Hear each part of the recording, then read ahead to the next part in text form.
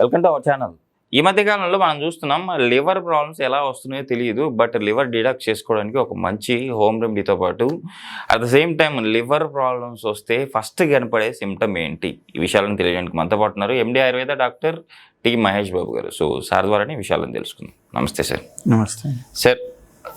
Liver problem వచ్చిందంటే బాడీలో అన్ని ప్రాబ్లమ్స్ స్టార్ట్ అవుతాయి. అవునండి, కరెక్ట్. బట్ ఈ ప్రాబ్లం వచ్చే ముందు మనకి ఎలాంటి లక్షణాలు కనిపిస్తాయి, ఆ సిమ్టమ్స్ ఏంటి? సో డీటాక్స్ చేసుకోవడానికి లివర్ని ఒకవేళ కొంతమంది మంచిగా వేస్తూ ఉంటారు, అలాంటి వాళ్ళకి లివర్ డీటాక్స్ చేసుకోవడానికి ఏమైనా హోమ్ రెమెడీస్ ఉన్నాయా? సో ఫస్ట్ మీరు అన్నట్టు లివర్ కనుక ఎఫెక్ట్ అవ్వడం మొదలెడితే కనుక మనకి బాడీ అనేది వార్నింగ్ ఇస్తుంది డెఫినెట్గా. అండ్ ఇంకొకటి, ఈ రోజుల్లో అందరూ కామన్గా వినే పదం fatty liver. Okay sir. Fatty liver అనేది చిన్న పిల్లల నుంచి ఒక 20 సంవత్సరాల పిల్లల నుంచి ఎవరికి స్కాన్ చేసినా ఈ రోజుల్లో ఫ్యాటీ లివర్ అని వస్తుంది. అయితే అందులో గ్రేడ్ 1, గ్రేడ్ 2, గ్రేడ్ 3, గ్రేడ్ 4 అని ఉంటాయి. ఓకే, గ్రేడ్ 1, గ్రేడ్ 2 అనేది మనకి చాలా కామన్గా కనిపిస్తున్నాయి. అంటే ఫ్యాట్ అనేది మనం తీసుకున్న దాంట్లోంచి ఒంటికి ఎంత కావాలో అంత తీసుకోవడమే కాకుండా ఎక్స్ట్రాగా ఉన్నది లివర్ చుట్టూ ఫామ్ అవ్వడం అండ్ నెమ్మదిగా లివర్ లోపలికి వెళ్ళిపోయి సెల్స్లో కూడా వెళ్ళడం అనేది జరుగుతుంది. Okay sir.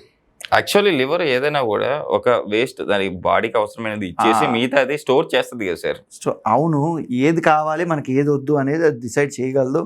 అండ్ ఫైనల్గా మెటబాలిజం అంటే ఒకటి వస్తే దాన్ని మన బాడీకి ఏ రూపంలో కావాలి అనేది మార్చుకోగలిగిన కెపాసిటీ గలది లివర్. అలాంటి లివర్కి కూడా ఫ్యాట్ ఎక్కువైపోయి ఎక్కడ పెట్టుకోవాలో కూడా తెలియట్లేదు. అందుకని ఆ లివర్ చుట్టూ కూడా ఫ్యాట్ ఫామ్ అయిపోయి ఇంకా నెగ్లెక్ట్ చేస్తే ఏమవుతుంది తెలుసా, లివర్ సెల్స్ చుట్టూ కూడా ఫ్యాట్ వచ్చేసి లివర్ సెల్ లోపు కూడా అంటే హెపటోసైట్స్ అని ఉంటాయి లివర్ సెల్స్, అవి కూడా కంప్లీట్ ఫ్యాట్ మయం అయిపోతున్నాయి. అంటే మనం ఆ అంత రేంజ్లో ఫ్యాట్ అనేది కన్సంప్షన్ చేస్తున్నాం. ఓకే, మనం తీసుకున్న ఫుడ్ వల్లనే ఇదంతా అవుతుంది. ఖచ్చితంగా. సో ఎలాంటి ఫుడ్లు తీసుకుంటున్న వల్ల మనకు ఫ్యాట్ లివర్ కానీ ఈ ఫ్యాట్ లివర్ ప్రాబ్లమ్స్ కానీ వస్తాయి చెప్తాను. ఫస్ట్ ఇప్పుడు మీరు ఇందాక అడిగినట్టు అసలు లివర్ ప్రాబ్లం ఉందనేది ఎలా తెలుస్తుందంటే సింపుల్గా మీరు అసలు ఆకలి లేకపోవడం దగ్గర నుంచి మొదలవుతుంది. అంటే ఇప్పుడు ఒక్కొక్కళ్ళకి ఒక్కొక్కలా బయటపడుతూ ఉంటుంది. అది ఏజ్ వల్ల కావచ్చు, జాబ్ వల్ల కావచ్చు, మగ ఆడ తేడా కావచ్చు, ఏదైనా తీసుకోండి. ఇప్పుడు కొంతమందిలో చాలా రోజుల నుంచి ఆకలి ఉండదు. ఓకే, బట్ వాళ్ళు ఏదో తింటున్నాను, పొద్దున్న టిఫిన్ తింటున్నా, ఉద్యోగానికి వెళ్తున్నా అలా కానిస్తారు. కొంతమందికి కాన్స్టిపేషన్ ప్రాబ్లమ్స్, కొంతమందికి అసలు ఇన్సులిన్ రెసిస్టెన్స్ అనేది వస్తుంది. ఓకే, అంటే నెక్స్ట్ డయాబెటీస్ అనమాట. ఓకే. సో ఇన్సులిన్ రెసిస్టెన్స్ అనేది కూడా ఏంటంటే ఆ ఇన్సులిన్ ఉంటుంది బాడీలో, బట్ దాన్ని బాడీ యూజ్ చేసుకోలేకపోతుంది. ఇది కూడా లివర్ ఎఫెక్ట్ అయితే వస్తుంది ఖచ్చితంగా. అంటే అందరూ ఏమనుకుంటారంటే లైక్ ఇన్సులిన్ అంటే ప్యాంక్రియాస్ నుంచి వస్తుంది అని అంటారు, కానీ ప్యాంక్రియాస్ అలా స్ట్రెస్లోకి వెళ్ళి ఇన్సులిన్ ఎఫెక్ట్ చేయడానికి లివర్ కూడా ఒక ప్రాబ్లం. ఓకే, ఒకటి. నెక్స్ట్ ఇంకొకటి మంచిగా ఫస్ట్ లక్షణం ఈజీగా ఎక్కువ మందిలో చూసేది ఏంటంటే దురదలు వస్తాయండి. Okay sir. స్కిన్ ప్రాబ్లమ్స్ వెనకాతలు బాగా దురద వస్తూ ఉంటుంది, కాళ్ళ మీద దురద వస్తూ ఉంటుంది. ఇది ఫస్ట్ అసలు లక్షణం. మీకు ఎప్పుడూ లేనిది రెగ్యులర్గా ఒకసారి ఈ వెనక భాగం బాగా దురద, నెక్స్ట్ మన కాళ్ళల్లో దురద వస్తుందంటే ఖచ్చితంగా ఒకసారి డౌట్ పడాలి. ఓకే, ఓకేనా. అండ్ బాగా వస్తుంది ఇది ఒకటి. అలా కాకుండా ఈ మెడ ఇక్కడ నల్లగా అవుతుంది, అది కూడా వస్తుంది. ఇంకొకటి ఇంకా కొంతమంది ఇంకా ఒక స్టేజ్ దాటిన వాళ్ళకి వామిటింగ్స్ అవ్వడం అలాగా ఉంటాయిలేండి. Okay sir. బట్ ఫస్ట్ మనం గుర్తించగలిగినవి అయితే ఫస్ట్ లైక్ చాలా రోజుల నుంచి ఆకలి లేకుండా అసలు ఏమీ అరగదు, ఫుడ్ వామిటింగ్ సెన్సేషన్ ఉంటుంది, మోషన్ అవ్వదు, స్కిన్ ప్రాబ్లం ఫస్ట్ ఇవైతే. ఇంకా తర్వాత మీకు కామెర్లు తెలిసి ఉంటుంది కదా, ఇంకా పచ్చగా మారడం, అది ఒక రకం. బట్ ఫస్ట్ ఏంటంటే ఈ ఫ్యాటీ ఈ లివర్ ప్రాబ్లమ్స్ అనేవి ఎక్కువ వస్తున్నాయి కాబట్టి అందులో ఇప్పుడు యాక్చువల్గా మీరు అన్న క్వశ్చన్ కూడా ఇందాక ఎక్కువ మందు తాగేవారు ఉంటారు, ఆల్కహాలిక్స్ అన్నాడు. సో ఆల్కహాలిక్ లివర్ డిసీజ్ అనేది ఒకటి fatty liver. Okay. Non alcoholic fatty liver ఈ రోజుల్లో నిజం చెప్పాలంటే ఆల్కహాలిక్ ఫ్యాటీ లివర్ కన్నా నాన్ ఆల్కహాలిక్ ఫ్యాటీ లివర్ ఎక్కువ అయిపోయింది. Okay sir. ఎందుకు సార్? అదే చెప్తున్నాను కదా, మనందరం డైలీ తినే ఫుడ్ అండ్ వెంటనే ఏమి పని ఉండదు, కూర్చుంటాం, ఓకే, వర్క్ చేస్తాం, మళ్ళా తిన్నాం, అది ఎలాంటి తింటిది. సో ఫుడ్ నో మూమెంట్, అంటే సెడెంటరీ లైఫ్ స్టైల్ చేసి నిద్ర లేకపోవడం, ఓకే సార్. వీటి వల్ల ఏంటంటే బాడీ మీద స్ట్రెస్ పడుతుంది. ఆ స్ట్రెస్ అంతా లివర్ తీసుకుంటుంది. అండ్ ఇంకోటి ఏంటంటే లివర్ అనేది మొత్తం రక్త ప్రసరణ అంతటిని కూడా కంట్రోల్ చేస్తుంది. హార్ట్ ఎలా అయితే పంప్ చేస్తుందో లివరు రక్త ప్రసరణని కంట్రోల్ చేస్తుంది. అంటే రక్త ప్రసరణలో ఏమేమి వెళ్ళాలి ఏమేమి వెళ్ళకూడదు అనేది డిసైడ్ చేస్తుంది. Okay sir. సో దానివల్ల ఏమవుతుందంటే దానికి బర్డెన్ ఎక్కువ పెట్టేస్తున్నాం మనం, కాబట్టి అది కంప్లీట్గా ఒక్కొక్కసారి చేయలేక చేతులు ఎత్తేస్తాం. సో గుర్తుపెట్టుకోండి, ఈ రోజుల్లో మందు తాగి వచ్చే లివర్ డిసీజెస్ కన్నా నాన్ ఆల్కహాలిక్ లివర్ డిసీజెస్ ఎక్కువ. అది ఓన్లీ మన డైట్ అండ్ లైఫ్ స్టైల్ వల్లే వస్తుంది. అర్థమైంది కదా? సో గుర్తుపెట్టుకోవాల్సింది ఏంటంటే లివర్ మనం బర్డెన్ అనేది ఎంత తగ్గిస్తే అంత మంచిది. అండ్ పర్టికులర్గా మీరు ఫుడ్స్ అడిగారు ఇందాక, అసలు mayonnaise, cheese, pizza, burgers, fries, ఇవన్నీ అంటే ఆయుర్వేదిక్ ప్రకారం ఏం చెప్తామంటే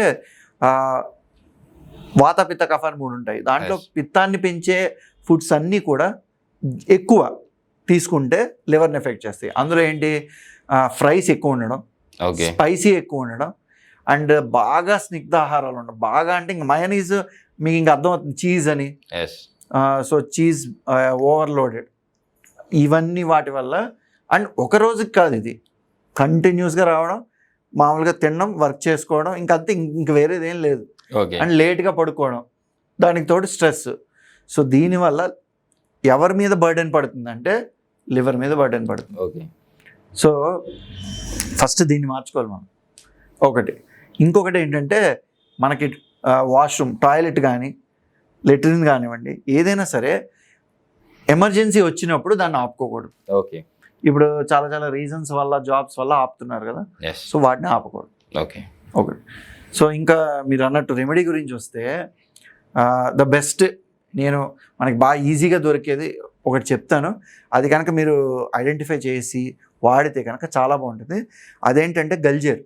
ఓకే. గల్జేర్ అంటారు, మేము సాంస్క్రిట్లో పునర్నవ అంటాం. ఓకే. సో గల్జేర్ మొక్క వెడల్పాకు ఉంటుంది, ఓకే, చాలా ఈజీగా దొరుకుతుంది. ఓకే. సో ఈ గల్జేర్ మొక్క ఎండబెట్టుకుని పౌడర్ చేసుకుంటే, అసలు దాన్ని ఒక వాటర్లో కలుపుకునైనా తీసుకోండి, లేకపోతే డైరెక్ట్ పౌడర్ కూడా తేనెతో కలుపుకొని తీసుకోవచ్చు. తీసుకుంటే మనకి ఎటువంటి ఇన్ఫ్లమేషన్ అంటే వాపు కానీ స్వెల్లింగ్ కానీ ఏమైనా బాడీలో ఉంటే తగ్గుతుంది. అలాగే లివర్ని బాగు చేయడానికి హెల్ప్ అవుతుంది, డీటాక్స్ చేస్తుంది, డెఫినెట్గా డీటాక్స్ చేస్తుంది. అంటే ఇప్పుడు డీటాక్స్ అంటే అందరూ డ్రింకే తాగాలనే అవసరం లేదు. దీన్ని గలిజేరుని అయితే మీరు ఎండబెట్టుకుని పౌడర్ చేసుకుని పెట్టుకోండి, లేదా గలిజేరుతో మీరు వంటకాలన్నీ చేసుకోవచ్చు. ఓకే. ఇంకా బెటర్, పప్పు చేసి గలిజేరు పప్పు చేస్తారు, సో గలిజేరు పప్పు చేయొచ్చు, లేకపోతే వేరే కూరలో గలిజేరు యాడ్ చేయండి. సో అలాగైనా తినొచ్చు. అంటే మీకు నేను ఏదో మెడిసిన్ తీసుకుంటున్నట్టు అది కాకుండా, అది మన చుట్టూ ఉన్నది అది. సో అది మనం ఎలా తీసుకున్నా సరే గల్జేర్ అన్నది లివర్ డీటాక్స్ అనే దానికి ఉంటుంది. ఓకే సార్, డెఫినెట్గా.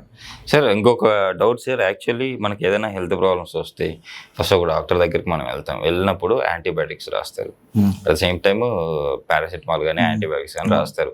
సో అది మనం వేసుకుంటాం. సో మనకి ఏమన్నా తర్వాత మళ్ళీ ప్రాబ్లం వచ్చినప్పుడు డాక్టర్ దగ్గరికి వెళ్ళకుండా, సో అంతకుముందు మనకి ఇవే ఇచ్చారు కదా, ఇవే వాడదామని చెప్పేసి వాడుతూ ఉంటారు యాంటీబయాటిక్స్. ఈ యాంటీబయాటిక్స్ వల్ల కూడా లివర్ డిసీజ్లు వస్తున్నాయని చెప్పేసి నేను విన్నా, ఎంతవరకు కరెక్ట్? ఇప్పుడు యాంటీబయాటిక్ అనే కాదండి, ఇప్పుడు సింపుల్గా మీరు యాంటీబయాటిక్ వెళ్ళే ముందు మనం పారాసిటమాల్ గురించి మాట్లాడుకున్నాం. పారాసిటమాల్ బేసిక్గా హెపటోటాక్సిక్, అంటే లివర్కి, కానీ ఎంత మోతాదు అనేది ఇంపార్టెంట్. ఇప్పుడు కోవిడ్ వచ్చినప్పుడు పారాసిటమాల్ కన్సంప్షన్ అనేది చాలా పెరిగింది. సో డెఫినెట్గా దానివల్ల కూడా లివర్ ఎఫెక్ట్ అనేది ఉంటుంది. అది కాకుండా నేను ఇందాక మీకు మాట చెప్తాను, ఏమని అంటే మనం ఈ చేసిన పనులన్నీ లివర్కి బర్డెన్ చేస్తున్నాయి.